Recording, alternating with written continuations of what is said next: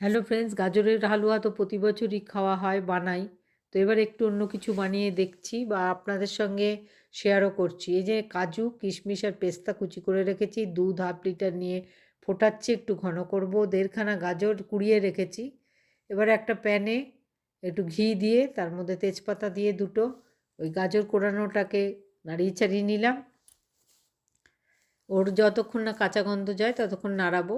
খুব বেশিক্ষণ নাড়াতে হয় না, খুব সময়ও লাগে না এই পদটা রাঁধতে। এই যে ঘন হয়ে যাচ্ছে দুধটা। এবার দেখাচ্ছি নেসলের মিল্কমেড। এইটা হচ্ছে নেসলের মিল্কমেড, মিশিয়ে দিলাম, নিয়ে নাড়াতে থাকলাম। এতে কি হয়, টেস্টও হয়, মিল্কমেড মেশালে ঘনও হয়, আর চিনি আলাদা করে দিতে লাগে না। একটুখানি লবণ দিয়ে দিলাম যাতে টেস্টটা এনহ্যান্স হয়, টেস্টটা একটু ব্যালেন্স হয়। এবার ওই গাজর কোড়ানোটা, ভাজা গাজর কোড়ানোটা দুধের মধ্যে দিয়ে দিলাম।